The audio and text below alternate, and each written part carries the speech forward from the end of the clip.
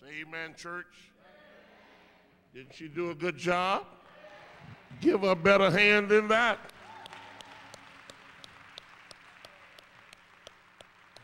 I will hasten to his throne. Play this for me, Doc. I don't feel no waste time. Come too far from where I started. Help me, Holly. Come from. Nobody told me that this road was going to be easy. I don't believe he brought me this far to leave me. Let's pick it up a little bit, Brother Organist. Come on. Boom, boom. I don't feel no waste time. Hey, hey, come too far.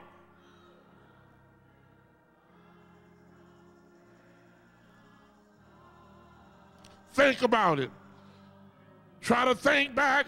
No, nobody told me that this road was going to be easy. I don't believe he brought us this far to leave us. Can I put a little verse? Can I say this little verse? Listen, listen. The devil is mad, but I'm so glad. You know why? He missed all of these souls that he thought he had. I don't like the devil, and I'm so glad he doesn't like me, because Jesus died a long time ago, and he'll set us all free. Help me say it one more time, church. I don't feel no waste. 21 years ago, on Lee Street, under big red tent, he brought us this far from where we started from. Look at us. He brought West End a long ways. Nobody told you, West End. For 21 years it's going to be easy. It still gets hard sometimes. I don't believe.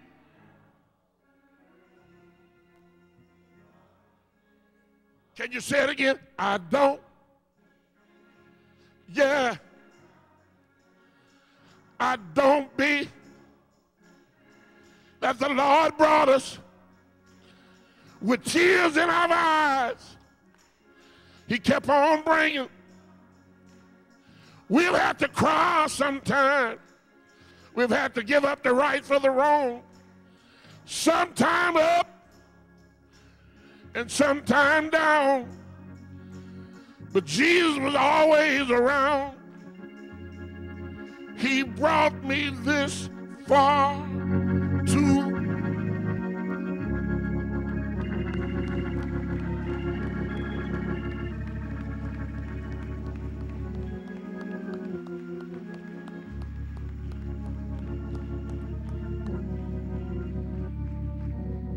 How many know he brought us from a mighty long ways?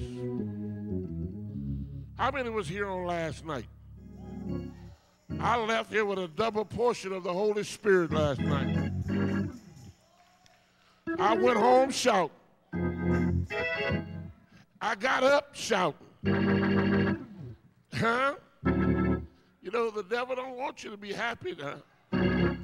But I'm glad tonight that I feel pretty good. I hope my red is not offensive tonight. I like red. I was kind of scared to come in here with all but if it's all right with the ladies, I ain't gonna worry about the men. Because I brought a black coat, because if you want me to take it off, I'll take it off. Put the black coat on it. You see, the red to me represents the blood. Huh? Without the shedding of blood. We preached the sermon of the night. Jesus said, when I passed by thee, I saw thee polluted in your own blood. And I said, live. Sister Teller, I found out a long time ago the life is in the blood. I promise you, if you lose all your blood from your body, you will be a dead dude. Come on, talk to me. The reason why I know we're all kindred, regardless of what color we are, you can take my blood out of me and put it in a white man. You can put black man's blood in a Puerto Rican, Spanish-speaking person, regardless of what color they are. If the blood matches, it would do the job. But you know what I'm happy about? Jesus' blood matches all blood. Can I get a witness up in here? You know, when you're a child of the King, you don't have to hide nothing. I said, when you know you're doing what's right, you don't have to hide nothing. The devil's been pretty bad today. I wore red on purpose because I'm going to plead the blood against the devil. Nothing, I told you all last night, I'm not afraid to die. I've had my share of marriages, and I'm not proud of that. But there's a young lady told me God said that I was her husband. And y'all know I'm pretty dogmatic about it. I said, that's a damn lie. I didn't curse her out, but I knew God didn't tell her that. She was very offended by that. Let me tell you something. If folks tell you God said something, if God's going to tell you to get married, he ought to let you know. Don't you marry nobody, God. Come on. I knew that wasn't God speaking through her, and I'm not here to put her down because she's a woman, and there's somebody for everybody. But God said he will give you the desires of your heart. And I told her I didn't desire her and that it would never work. And she looked me in the eyes and said, I'm going to destroy you. We bought 56 spots on the radio, on television. She called the television station and told them that she's a member of Western Seventh-day Adventist Church, and we want to stop the spots. You know, they stopped my spots. And she said, somebody called from West End and said they are Janice Jackson, and they're a member of the West End Church. And I went by there today, and the lady said, well, she said the pastor said stop it, and Sister Pastor signed the check. I said, well, sister, I gave you the money from the pastor. How come you didn't call me and ask me? The devil's trying to stick up his head. But how many know God will cut it off every time? Well, I took the $1,100 that we raised the other night for 97.5, and when I got there this morning, the lady at the front desk said, Dr. Lane said, a lady just called here and say she's Sister Jones. And she said, I asked her for the lady, again, what was the lady's name I called? Not Mayor at the depth. And she said, before you speak to Mayor, before I call her, she said, do you know such and such and such? I said, I don't know that name. She said, well, she just called from the West End Seventh Adventist Church and said that Dr. Lane is not welcome at West End Church. And if he come over to buying his spots, tell him the church don't want him buying any radio spots. I said, well, devil, you know, you're really cutting up.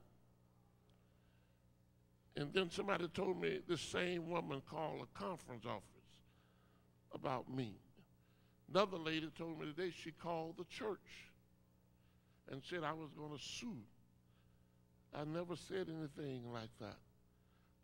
You know, I'm not saying this to put nobody down or to lift me up, but what I'm saying, when God comes a blessing, the devil comes a messing. The devil know what's going to happen here tomorrow night. The devil know what's going to happen here Friday night. The devil know what's going to happen here Sabbath morning. Come on, brothers and sisters. Huh? What we need to understand, if the devil is not on your trail, come on, or trying to fight against you, hello, you need to understand something's wrong. Listen, you pray for that sister. You pray. But you know, when you know you're living up to all that you know is right, and it bothers me anyway, because some people, when a woman says something about a man, a lot of people just believe it. And she said to me, I'm going to destroy you. I say, sister, that's what the devil said about Job. I say, you go ahead and take your best shot. Listen, the devil is alive. Now, I need to get in touch with the pastor so he can start the spots back.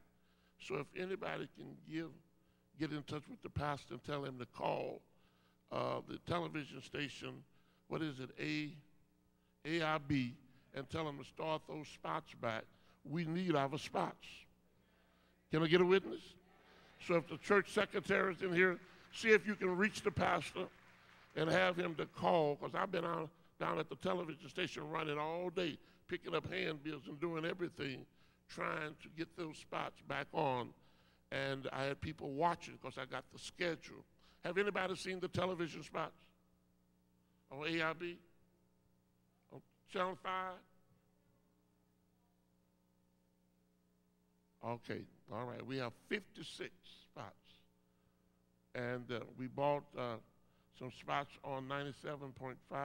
And those spots are $300 a spot, but they let churches have them for $150.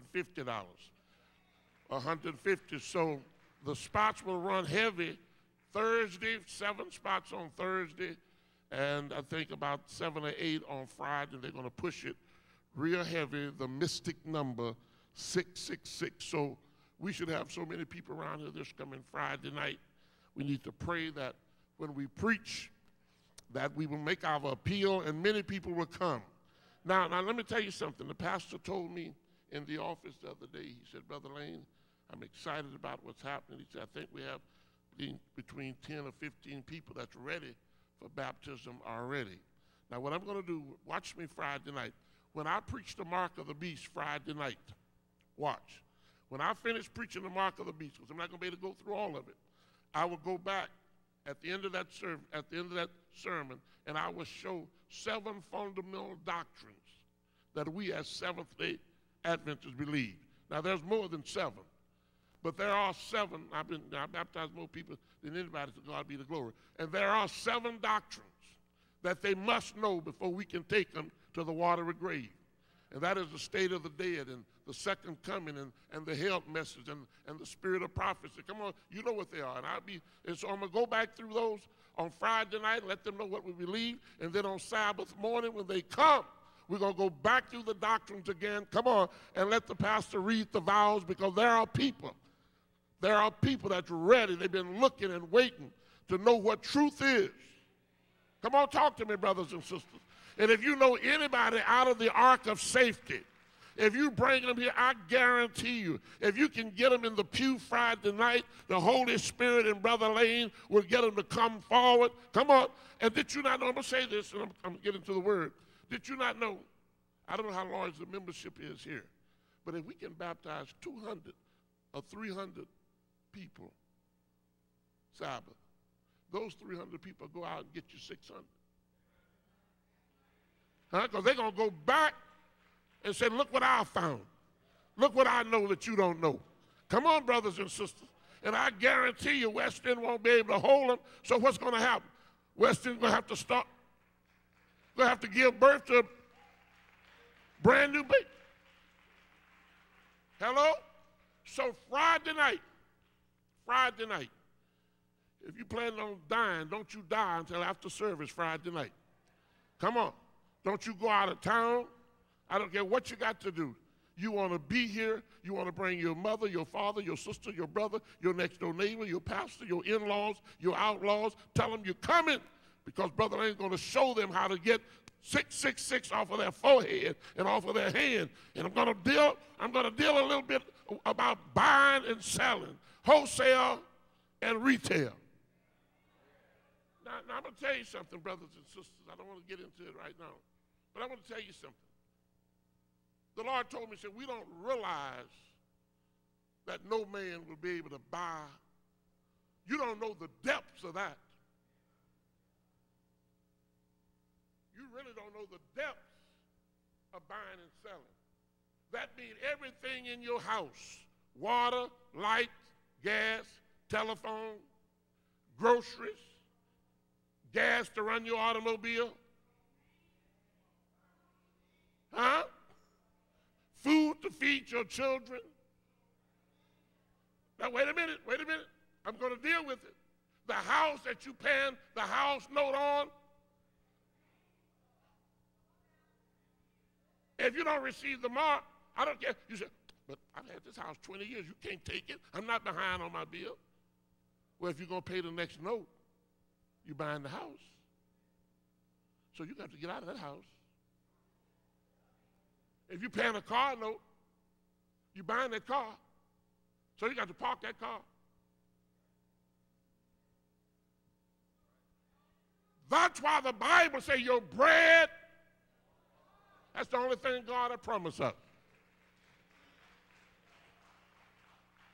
What he's saying, I won't let you starve to death. Come on. And I won't let you dry up because you need water to live. So the Lord said, oh, help me, Holy Spirit. The Lord is trying to tell us we need to get back to raw food. Because if you have to have some meat every day, if your body is primed to chicken and beef and turkey, come on, and hamburgers and T-bone, come on, brothers and sisters. When that buying and selling thing comes, you're going to go get the mark because your stomach is going to say, I have to have me a burger. I got to have me a piece of turkey. I hate to say that, folks, but don't nobody want to deal with those things the way they should be dealt with.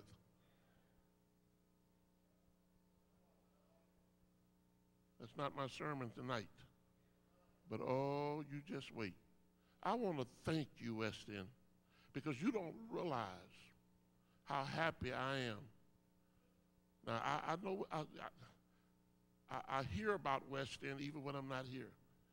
And I know how many ministers have been here conducting revivals. And this is my first revival here in this church in 21 years. I don't take this lightly. That's past due. Huh? I should have been back. But I ain't complaining about that. I'm now here. I'm here now. And the devil doesn't like it. But the devil can't do nothing about it. And I talked to Pastor Truman Bryant the other day where my membership is, and I said, you might be receiving a letter because I think I'm supposed to move my membership to the greatest church, come on, in the world. And he told me what it was. He said, you must be talking about West End. I said, you got it. Up.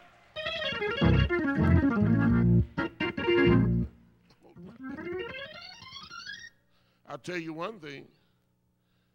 When I move, if the Lord tell me to do it, you won't have to worry about evangelism because I'll run a revival even if I don't have a budget. Come on. Hello. We will always have souls. Whatever a West End give birth to, it's going to be packed to.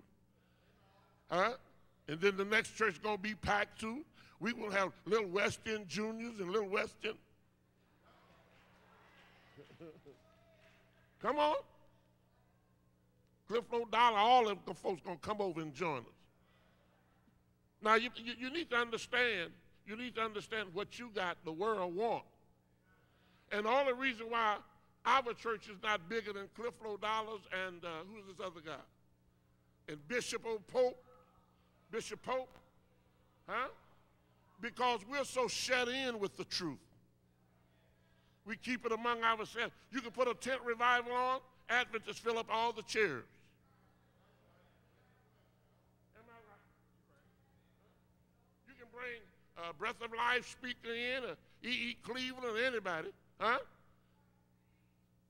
You ask all Adventists to stand up, that's all you got. But I'm gonna have a training class to show us how to go out. Come on. Start some singles clubs and take some cruises and help some of these women that's unmarried to get a good husband. And you don't want nobody on welfare. And come on, brother, you can do bad by yourself. Come on, talk to me up in here. We need to get out and take our young people and go down to those white people and tell them we want some money, and they'll give us baseball bats and gloves, and then West End will start playing against all the other churches. And while they're playing, the Bible workers will be up in the stand giving Bible work to their mamas and daddies. Come on.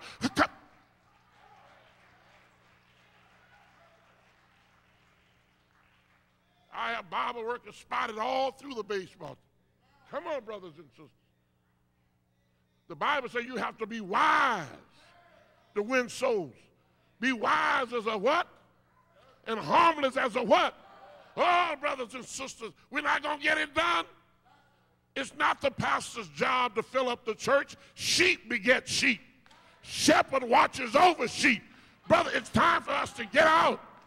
Huh? I'm going to suggest whoever the pastor is going to be here, if I'm going to move my membership here, I'm going to say the first Sabbath in every month, I want the pastor and his wife to stand at the door. And the first Sabbath of every month, if you don't bring a visitor, give them your tithes and you go back home.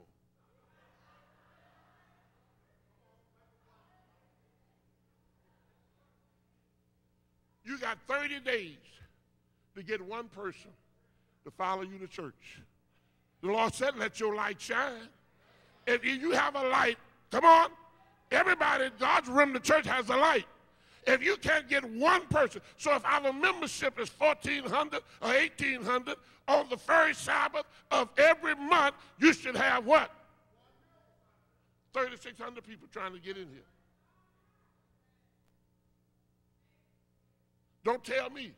If you can accidentally get one person to come with you once a month, and you know when the pastor finished preaching and make his appeal, if you done double the membership, he's going to snatch 40 and 50. And especially if you feed them, they coming back. I'm just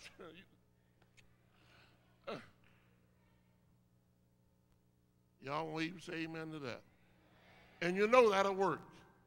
You know that'll work. You know why Jakes can come here and fill up everything in town? He's got an idea. He has a plan, and it works.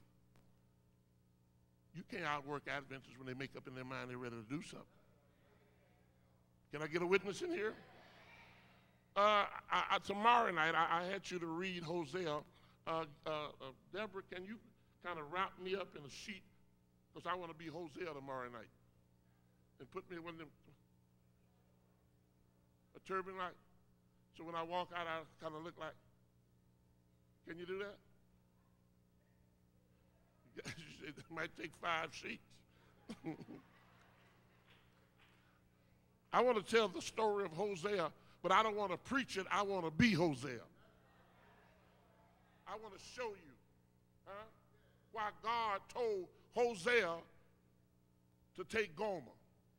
She was a stone harlot. She was a hoe. I don't want to say it, but everybody, she was a hoe. She was a prostituting hoe. And the Lord wanted Hosea to represent him. For you see, Gomer was God's remnant church. God said, Hosea, I want you to come and get a taste of what I've been going through.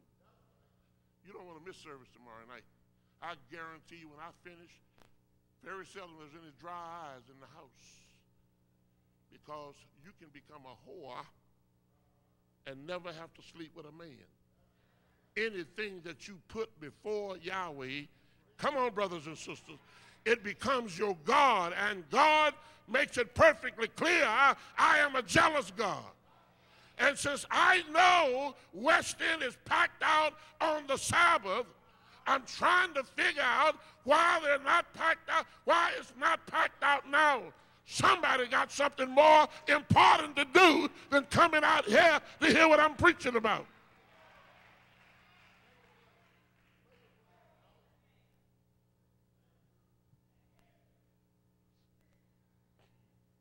Okay, I'm through. If you don't get me ready, I'll just toss something around my head. Read this with me. Go to John. I'm not going to be up here long. John 20. John 21.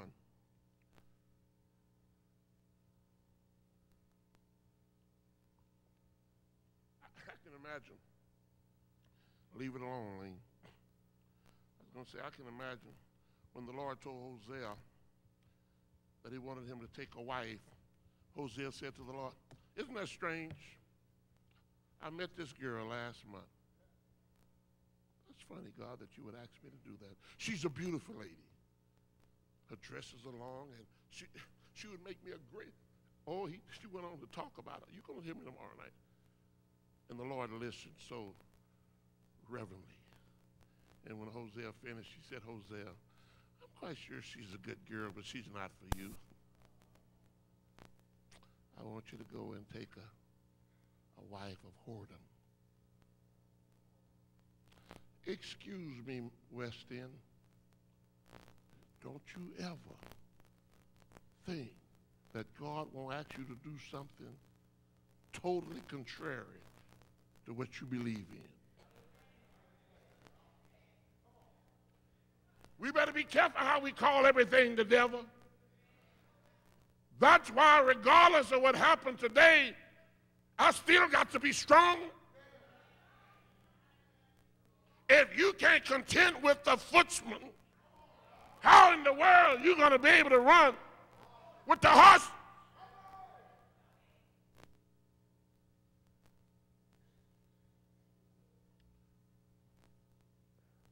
It frightens me. I need to know your name again.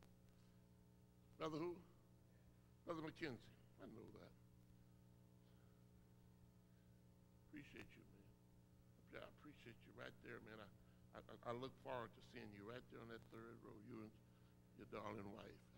I can feel the love. You know, I know you love the word.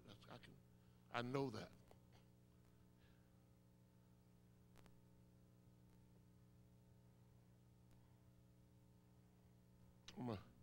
St. John 21, I'm going to start at 15th verse. St. John 21. 21. You know what I came here to do, Gail? You know what I came here to do, Lynn? To catch some fish. You notice on the back of people's bumpers in their little, the trunk of that car, they have that little fish. It represents what? Say what? No. That little fish represents that they are what? That they are Christian. They represent that they believe in souls. Huh? Jesus, what did I say? Don't read off and leave me. Jesus was a master fisherman.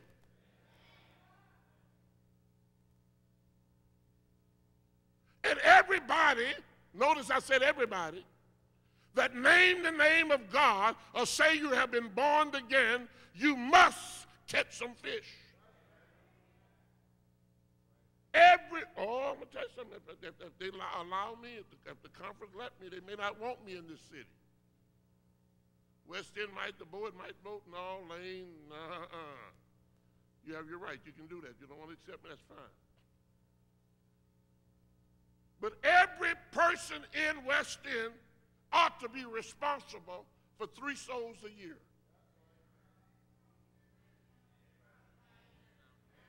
No, man, come on now. Somebody that you have prayed through. I'm going to tell you something. Can I talk to you just a little while, Doc? I was loved into the Adventist church. I came in 1980 in Los Angeles. And man, I never saw so much love. I hate to say it, Brother McKenzie, but things have changed since 1983. I'm looking for a little lady that used to sing at West End, and she was always dressed in white. What was her name?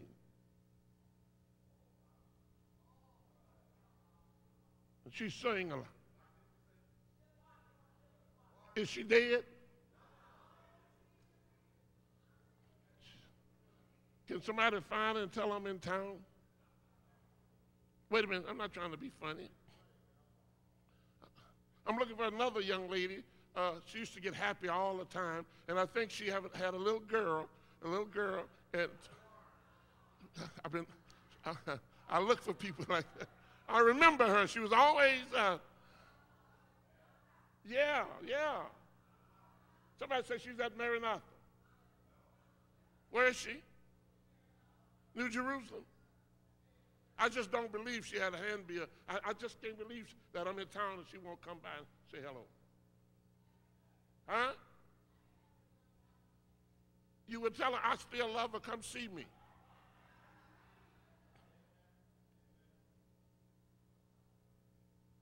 Those are some of my fish. I mean, man, when you catch a big fish, what do? They hang that bad boy on the wall. George Rainey didn't know when he baptized Oscar Lane in 1980 that Oscar Lane would go out and baptize 48,000 souls.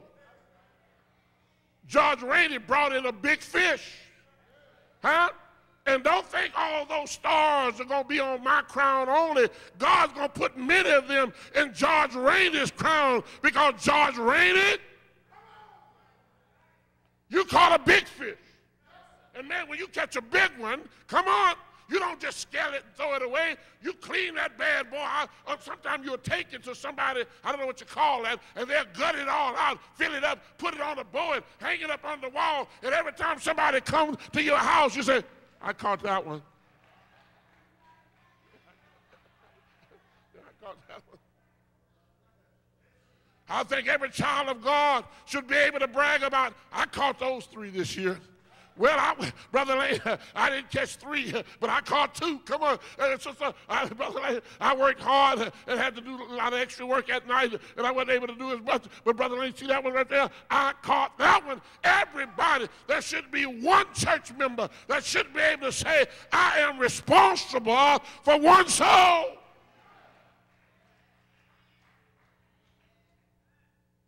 There are people not even responsible bringing in anybody in your house.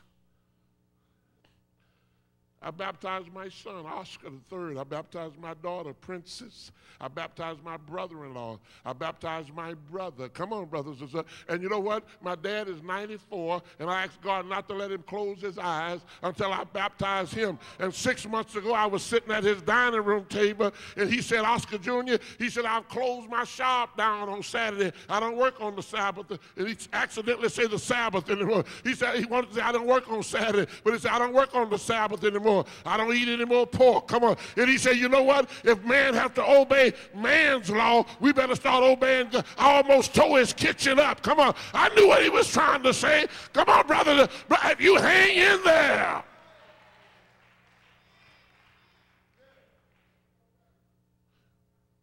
Just hang in there. I'm Professor Reed here, but I say when God spoke to Noah to build the ark, Sister Noah tried to talk him out of it. Excuse me. I know she did. When God didn't call no board meeting. You know, we call secret board meetings and discuss stuff. If you want to get to the bottom of something, don't discuss it. Go to the person and ask the question you want to know. Huh? God didn't say nothing, Sister Noah, and you have to understand. Boy, when I read this, I couldn't believe it, preacher. Noah was what? Let's see. Preacher, 120 years. Okay. Wait a minute. It was 500 some odd years before he started building on that. And the Bible said he had some of his sons during that time. So we know he wasn't building on the ark all the time. He went in and pleased Sister Noah every now and then.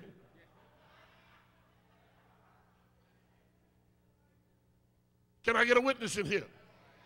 But can you imagine when God told Noah, I want you to build yourself. Please, please. Now, you know, sometimes I start reading something and the Lord will take me completely. So they that are led by the Spirit of God, they are the sons of God. You understand what I'm saying? Now, I may get back over here, but I don't know. But the Lord is taking me this way. When the Lord told Noah, we're still talking about winning souls. Come on. When the Lord told Noah to build an ark, God said, I want you to pitch it with pitchers. And then he told him how long. Now, wait a minute, brethren. A football field is 300 feet long. Well, the ark was 150 feet longer than a football field. It was 450 feet long. Now, come on, brethren. Come on, you brethren know what I'm talking about. You know how long 300 yards, 100 yards, that's 3 feet in the yard, right? So it's 300 feet long, right? Well, this boat was 450 feet long, huh?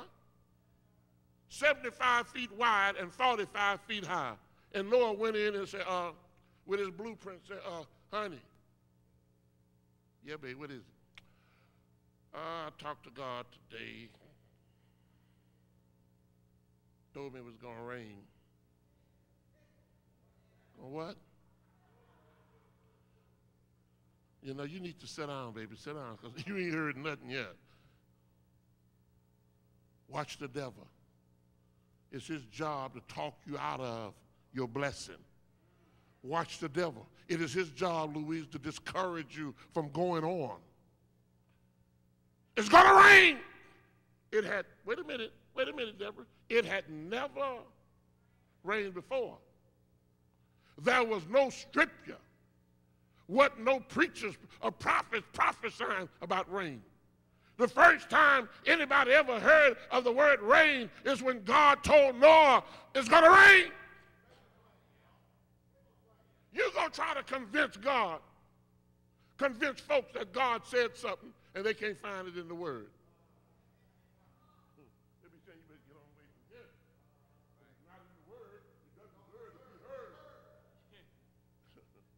Wasn't that in the word about no rain? Wasn't that in the scrolls about no rain? That wasn't even a word. Watch me up in here. Watch me up in here. Baby, now you're getting fever, kind of senile. You're hearing things. Now, you know, I love you, Lord, but don't come up in here with no rain, talking about nothing nobody else heard. You fool around the church or this fellowship, you start preaching it's going to rain doctrine. I heard him say, baby, that it's going to rain, that he's tired. Man have sinned every sin that can be imagined. Anything that he think of, he try to. Oh, honey, the Lord said he'd get ready to destroy all flesh. He said he's going to even destroy the animal, everything. How is he going to? He's going to do it with the rain. You ain't going to tell nobody this, are you, Noah?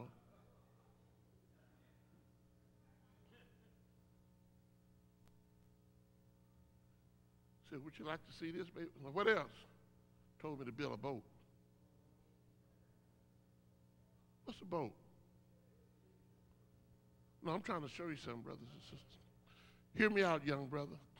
God's going to tell us to do something in the closing of earth history that the conference, the union, GC, your husband, your wife, your pastor would totally disagree with it. But if you know he told you to do it, you got to do it whether they look at you like you crazy or not. 600 years old. Because it rained 120 years. It was, listen, thank you. Listen. She looked at it. 450 feet long. No, you crazy. Boy, you crazy. We ain't got no money to build nothing like that. 75 feet wide, 45 feet high. That thing won't even float. And Noah, where we going to get money to build something like that? I'm going to pray for you, baby. Because you know you don't have my support in this. We're going to become the laughing stock of the world. If you tell them God says it's going to rain, told you to build a boat. But you know what God told Noah that? He said, build, if you go read it, you'll see I'm not apostatizing. He said, build it for yourself.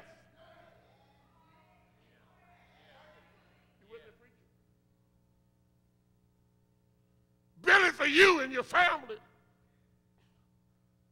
And Noah could have got the attitude, well, since I found grace in your sight, let it rain and just elevate me and my family above the flood. You're God. God said, faith without works is dead. Yes, I got faith in you. Yes, you'll walk before me and you'll live holy. But you got, folks that get up and they'll misquote this scripture and throw people off track. You're never going to be saved by works. Honey, if you don't work, you'll burst hell wide open. If you think you can just come here and warm a pew and not find anything to do, come on, pick up the paper, vacuum the floor, cut the yard, plant some flowers, buy some chrome, beautiful glasses, so when I come, I don't have to drink out of a bottle.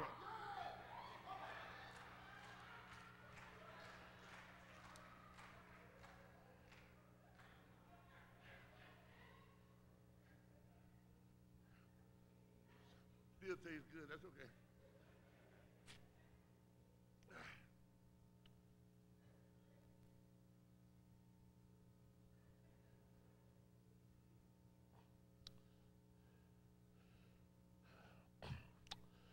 Please listen. What I really want you to hear, young brother, is you got to work out your own soul salvation in fear. You working for the salvation of souls. And as you do that, you have to fear and tremble. The Bible, You know, God didn't say nothing about Sister Job. Not Job, Sister Noah. He didn't say nothing about Noah's sons and Noah's daughter-in-laws. He said Noah found grace.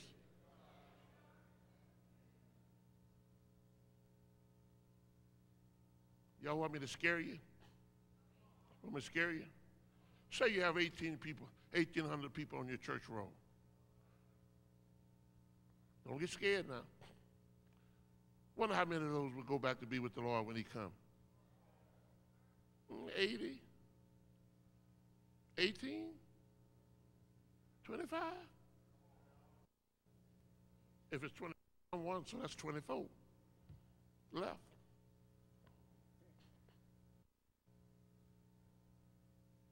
I ain't trying to be funny.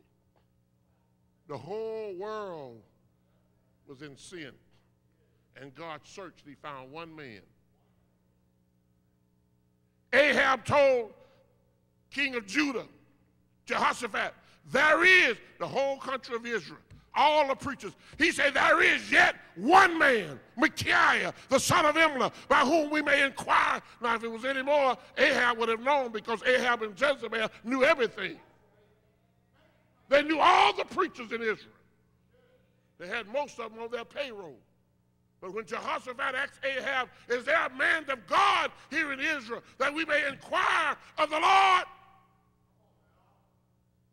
Ahab looked at Jehoshaphat and said, yeah, there is yet one man, Micaiah, the son of Imlah, by whom we may inquire of the Lord. But I hate him. You see what I'm saying? When you write, the devil hates you. If the devil is not lying on you and putting stumbling blocks in your way and trying to cause you to hurt and cause you some pain and some suffering, you better check yourself. Why? Because if you're on the Lord's side, trouble will come in tandem sometime with abandonment.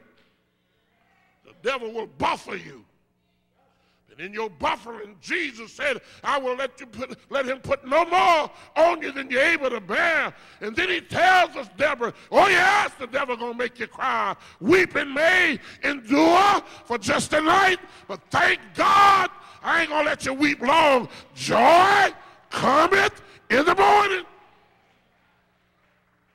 I tell you, it's morning time. I say it's morning time. Those that love the Lord, it's morning time because joy cometh in the morning. And Sister Noah, when Noah got through talking to his wife, now y'all need to hear this. I want to show you how hard it's going to be to get into the kingdom of heaven. These preachers know, and you Bible workers know, it's so easy. We get up, nobody understands it like Seventh-day Adventists. We understand 1700 during the Dark Ages, when over 50 million saints, not Christians. The Catholic Church took the word saint, gave them the name saint, and called those that was martyred Christians. The word Christian, Christmas, Christ, if you spell Christ, somebody stand up and spell Christ. Now spell Christmas. Spell the same way. So it's not Christmas, it's Christ Mass. Only Catholics have Mass. So when you hang your Christmas trees up, hang your Christmas decorations up, you're giving homage to the Roman Empire. Saint Nicholas. At Christmas Mass, Saint Nicholas. You go to our unions and conference offices, they have Christmas trees in the lobby. Oh, y'all said it?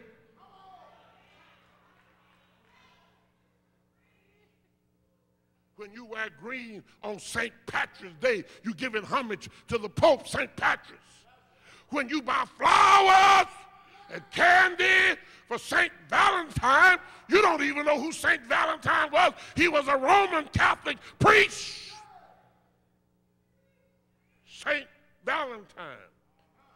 You see, St. Valentine was the priest in Britain. And he had the largest Catholic church, and that's where the king and the queen attended. And that's when the king and the queen, the state, was over the church.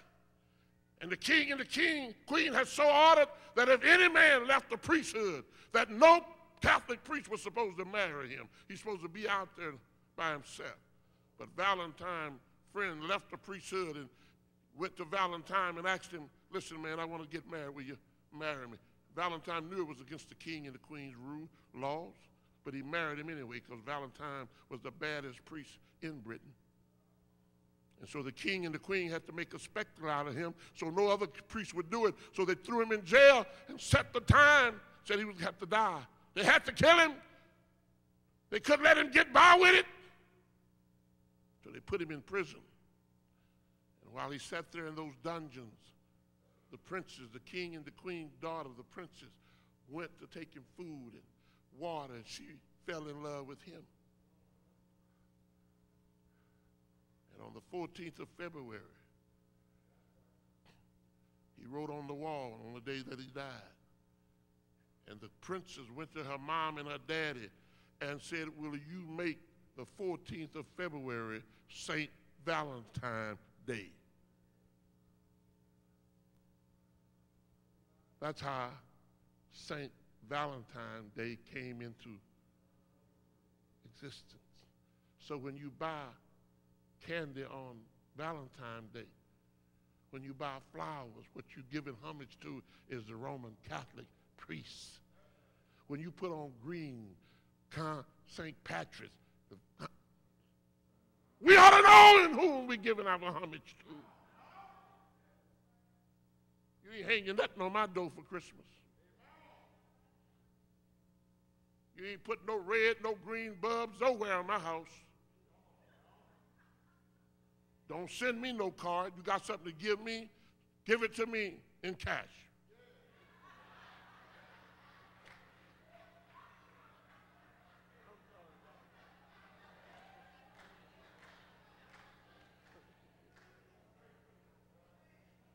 Come on, I'm sorry.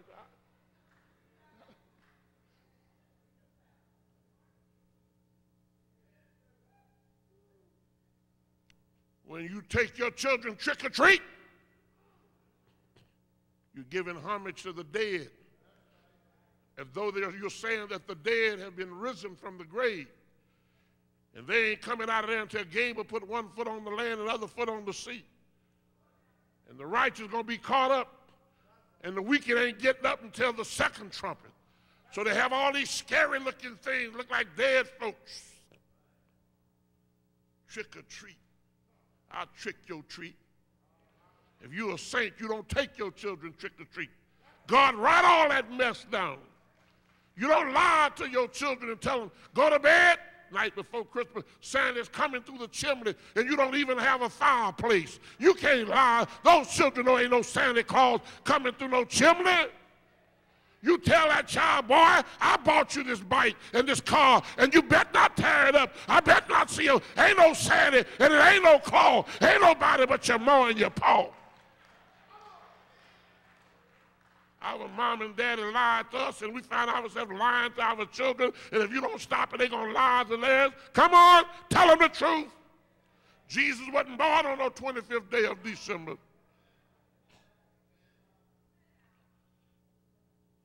You go to Israel on the 25th day of December, there's snow on them there hills. Shepherds wouldn't be out there minding the sheep, not in no December.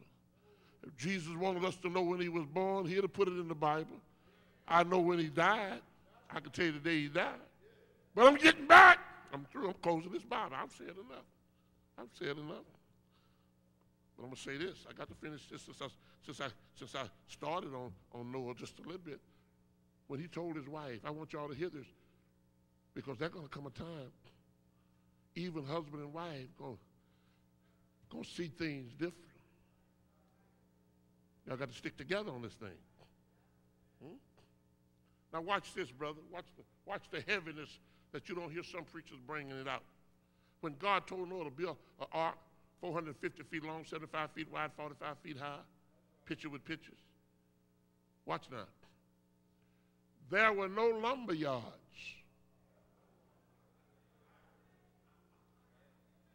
There were no sawmills.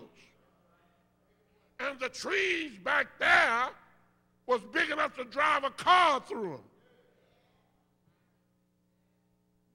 And God told him what type of wood to build it with. So there was no wood stacked up for him to go by. He had to go and get elephants and animals, and he had to cut down the trees and have them to pull the lumber, and then he had to split it. It probably took him 40 or 50 years to get the lumber all cut and stacked. Can you tell me how many times he mashed his toe, stumped his finger, and got splinters in his hand? But he was determined, because he heard God say, you're not building this ark for me, although you have found grace in my sight. If you don't build it, you're going to drown like everybody else.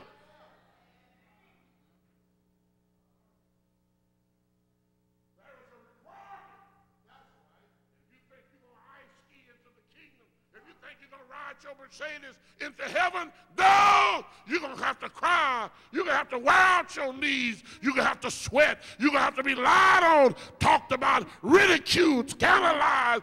People are going to say everything about you, but you got to keep on keeping on. Don't let nothing stop you. I'm just trying to show you that man went through something. Now, wait a minute, y'all. When he got all the wood stacked, got all the nails to fasten it together, and started building, 65 years into building, 75 years into building, 80 years building. He never even asked God to give me a dark cloud in the east. 90 years, he could have said, can I hear some thunder? I mean, I need to see some lightning, because these people think I'm crazy. At least let them know it's going to rain. Lord said, I ain't letting them know nothing. I told you. Oh, the moral of this story is, if you know you're right, you don't need no witness. Oh!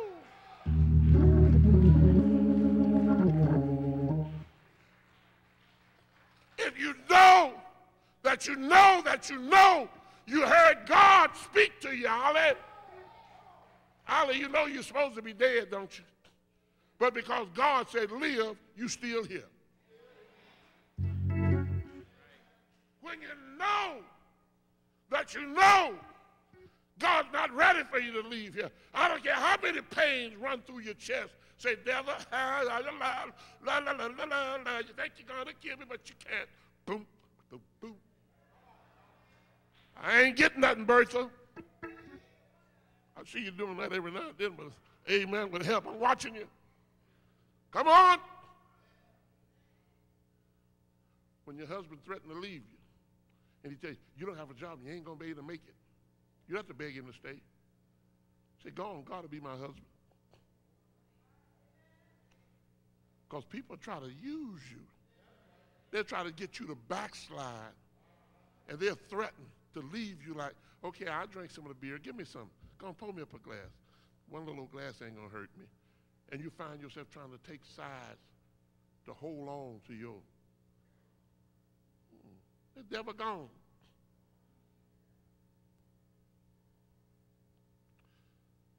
I've been married before.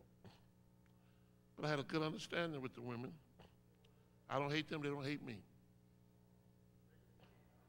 I don't miss them either.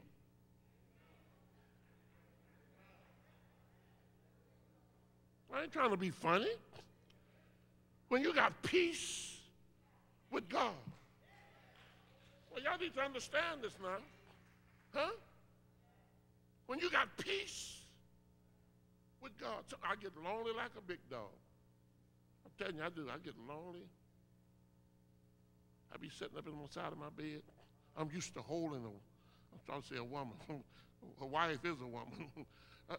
You know, if you never had a woman in your arms, I can talk to us. We grown. If the children old enough to understand, you need to understand.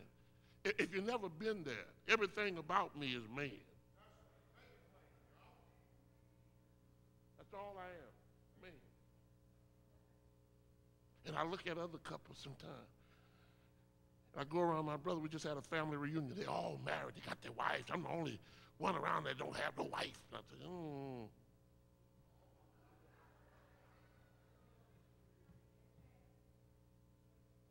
And they always be trying to find you somebody.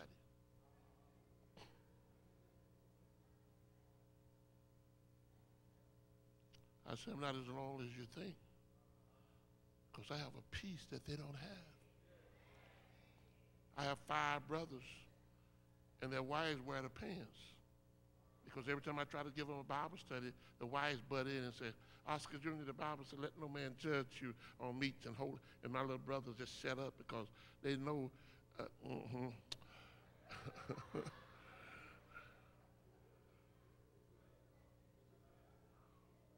they know they have to render benevolence. And when they want some benevolence, if you know what benevolence I'm talking about.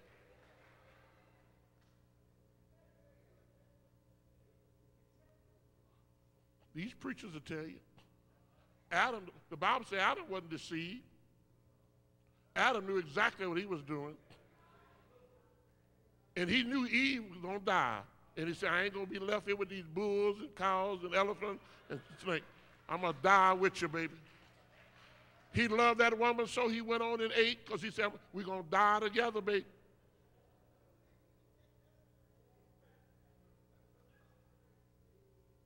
See, when God made a woman, he made something special, brethren. See, God made the man, but he built the woman. You can call your wife fat if you want to. She can walk out of here and start walking. Before she make a block, 3 and 4 guys trying to pick her up. You walk all the way downtown. They run over you, you don't get out the road. Come on, brother, y'all know I'm telling the truth. Y'all don't want to say nothing in here, brother. I see y'all looking all down at the floor. That's why the Bible says when you find a good wife, you'll find yourself something. For the Bible said a bad woman is rotten into a man's bone. You fall in love with a woman and love her and she go bad, you can't beat a woman being dirty anyway. Solomon said there were 2 things